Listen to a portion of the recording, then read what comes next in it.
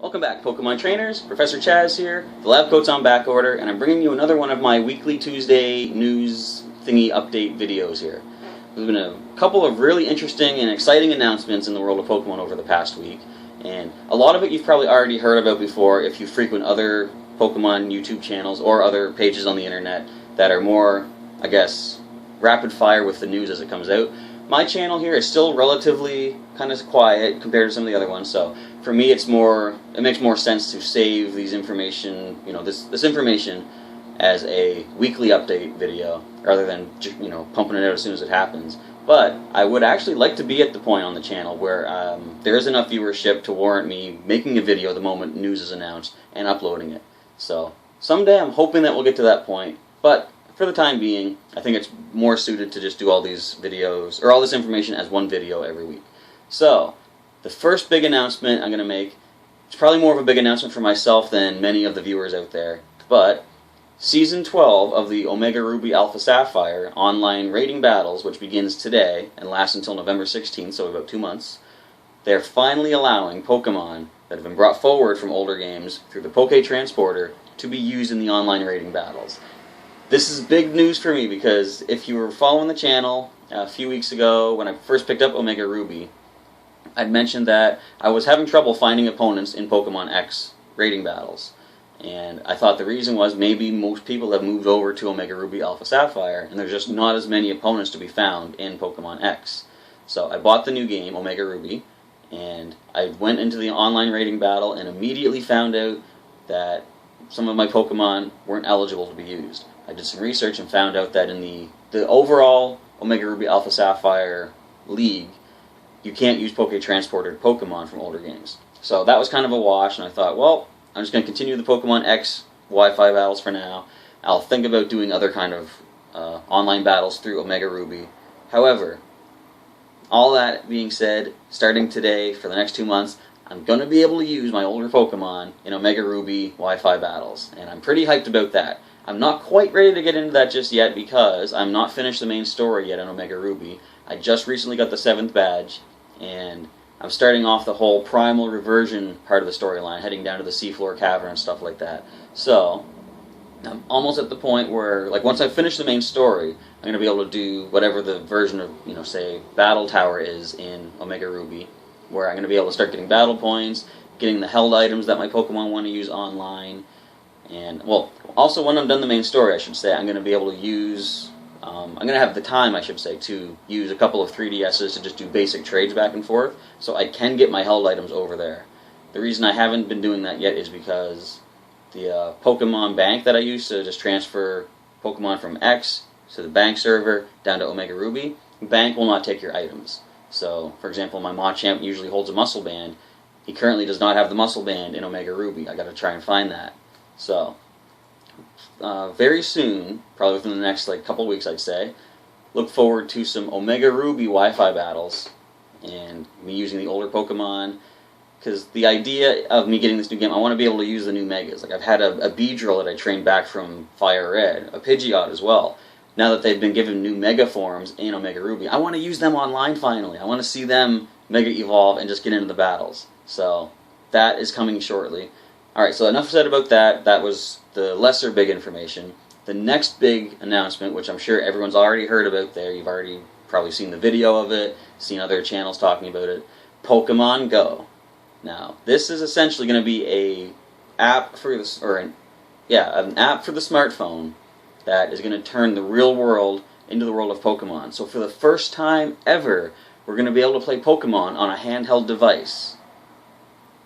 Well, that's kind of what we do with the 3DS, but it's a new kind of thing. Trust me, it's awesome. Now, from what I've seen in the video and the press conference they had, I was reading the transcript of it, it's basically the Pokemon games thus far have taken real-world locations such as parts of Japan and Manhattan in New York City and Paris and turned them into locations in the Pokemon world where you travel through to the different towns, catch Pokemon, have your adventures, all that good stuff. Now, Pokemon Go is essentially, from what I gather, going to be sort of a map inside your smartphone to turn real-world locations into locations basically kind of like from the game. So it shows in the video there's a guy looking up Pikachu, and it says Pikachu 220 meters this way. So you're going to be able to walk in that direction in real life, and as you get closer to the Pokemon, the distance ticks down, and it's going to, I guess, reveal a Pokemon in your game in this location. At this point, you're going to be able to battle it, I believe. You're going to be able to capture it. Once you have some Pokemon in your collection, you can trade with other players that you encounter and have Pokemon battles against one another. Something else that was really cool, it shows one person tracked down a Snorlax, which was conveniently blocking a bridge, because that's what Snorlaxes do. And they launched, I think a Gyarados, I think it was. They released a Gyarados to battle it. It shows some other guy walking down the street, and he gets a notification on his phone that a Snorlax nearby is under attack. So I think at that point he's going to be able to go check it out and watch the battle in the app, or he might even be able to engage in the battle as well, who knows. Because they also showed a sort of big Unity-type collection of people, like say hundreds of people in Times Square, New York, where a big event of Mewtwo's appearance came into play. So Mewtwo shows up, all these trainers launch all their Pokemon at it, and of course the commercial's all done up like dramatically exciting and stuff. It shows Mewtwo floating in Times Square and Pokemon just launching at it. I don't think that's really what we're going to get. It's probably just going to be stuff on the phone. But the idea is still there. It's like a whole band of people are going to be able to use their Pokemon to battle these legendary Pokemon. Mewtwo representing the legendaries, I would assume, and whittling its HP down. And in the end, like, there's a timer as well, and the time limit is ticking down. Then it shows at the very last second Mewtwo gets captured. And that makes me wonder, if hundreds of people are battling a legendary and the capture is made, does only one trainer happen to capture it, or are they all going to get a copy of it? It'd be kind of funny if there was, hundreds of people and you happen to be the one that throws the Pokeball that captures that legendary. They're all going to be after you. You got to get out of there. You got to run. That's your legendary. Although everyone else weakened it up, you earned it fair and square with that Pokeball. So there's lots of cool ideas coming up with this Pokemon Go. For like, one thing that I want to do is something I was thinking about a while ago. I want to do some videos on the channel where I'm not just sitting behind the desk. Like, I want to prove to the viewers that I do get to go outside. I know I'm pale, but I do go outside for some sun sometimes. So I was thinking of doing videos of, like, sort of professor field work, you could call it, of me going out and about, possibly picking up cards or a new game or something. What I would actually like to do with this Pokemon Go is make that a regular feature on the channel, where I'm out and about tracking down Pokemon using the phone. To be able to do that, though, I'm going to need to get a new kind of a camera, because the one I'm using right now is my smartphone to record my videos. So I'm not going to be able to record videos as I'm using the phone to track down Pokemon.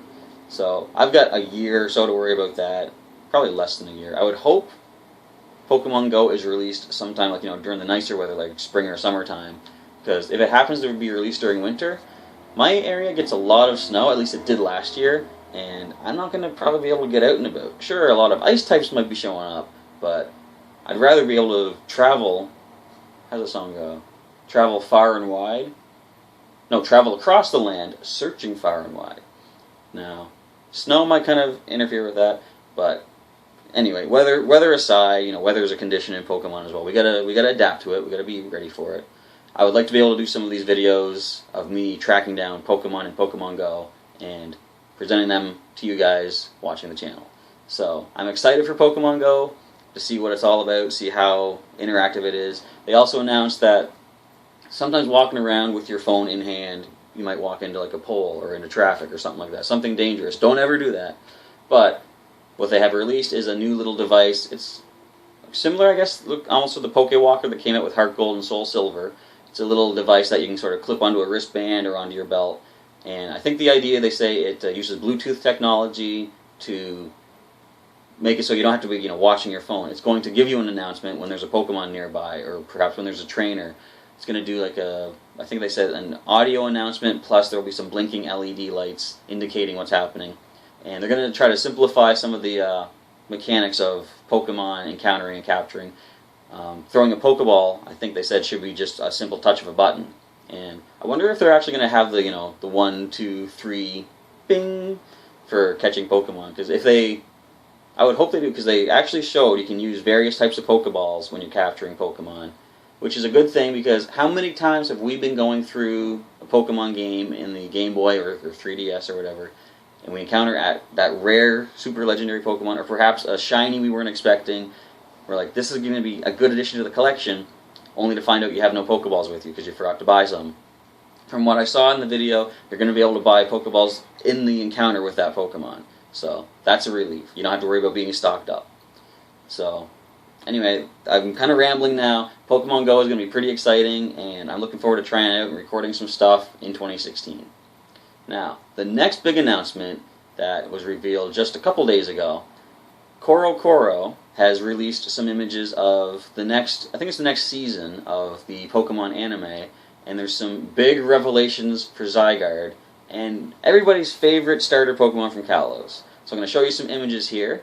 We're looking at Zygarde, as we know him, the 50% form, and it's called 50% because apparently the way Zygarde is now going to work is it gathers the cells of, well, Zygarde cells in the surrounding area depending on environmental situations. So as we see him here in his sort of like a serpent form, I think people have referred to it as like a basilisk, which is like a mythical type of serpent.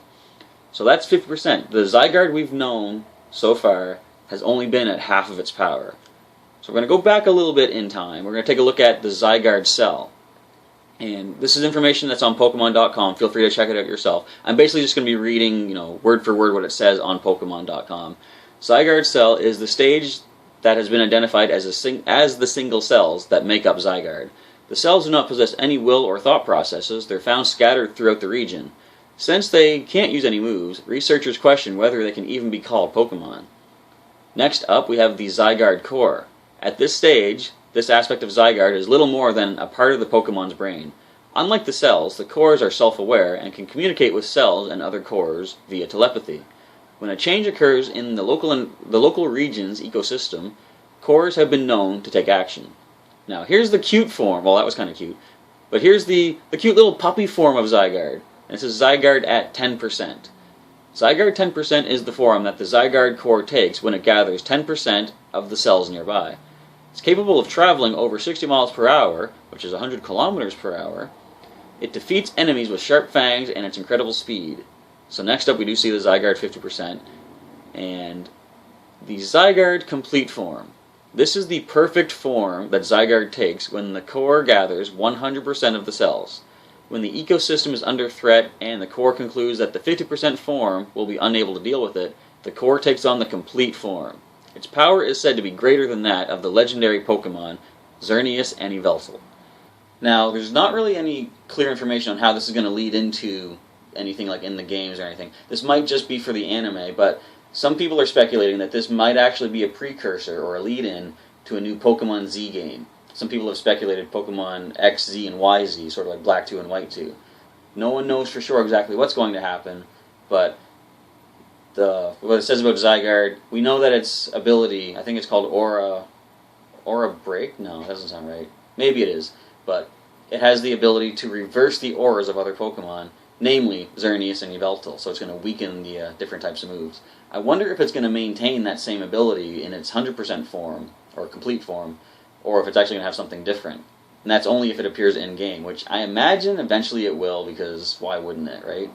So, that's some new forms for Zygarde. Not sure exactly how it's going to play in just yet, but there is also another form of another Pokemon we're going to take a look at right here. As you can see, Ash-Greninja undergoes a bit of a costume change. It says Ash-Greninja takes on a mysterious new appearance in the latest season of the anime. Ash-Greninja, hyphenated, is the form that Greninja takes when the bond between it and Ash is raised to the limit. The strength of their bond changes Greninja's appearance, and it takes on the characteristic look of Ash's attire. Now, interjecting here, I thought that when I first looked at it, I saw the image that was from Koro. And the red on its head, plus this has like the little, looks like tufts of hair at the side of its face. I thought, that reminds me of somebody. And funnily enough, I couldn't really place it until I was going on Twitter and I saw somebody comment that it looks like, or someone translated it and said, the Japanese translation, maybe loosely translated, said it was something where Ash and Greninja had fused or something. And when I read that and looked at it, and I thought, it does kind of look like Ash, which clearly it's supposed to. So, it says, this phenomenon is also said to have happened just once several hundred years ago in the Kalos region, but it remains shrouded in mystery.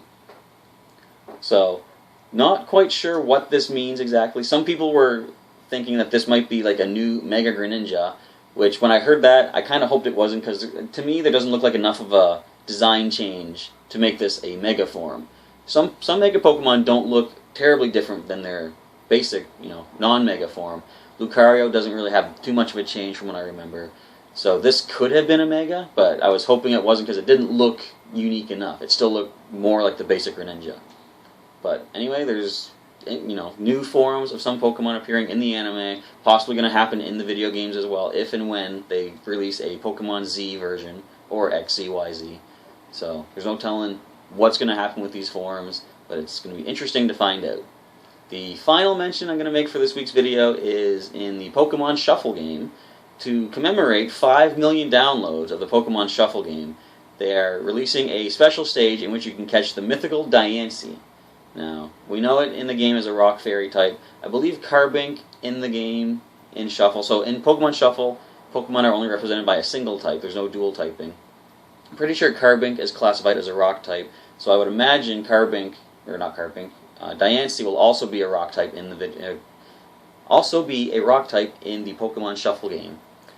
And knowing that, arm your Pokemon well, choose some Pokemon that are good against Rock types, get some water or grass in there, and head into the special stage in Pokemon Shuffle, track down Diancie, see if you can defeat it and capture it for your collection. So that's everything I have to mention for this week's video, and I'm going to end it off now. I'm going to say stay tuned later in the week. I've got another Pokemon TCG online match. I've got another Pokemon X Wi-Fi battle. This week I am going to break it into 2 different videos. There's going to be a team building on Thursday, and I'm going to upload the battles on Friday, simply to sort of minimize the upload time it takes, because 40-minute videos take a long time to upload to YouTube. At least with my limited technology they do. So, stay tuned for all that later in the week. For the end of this video, I'm going to say thanks for watching, and I'll catch you next time.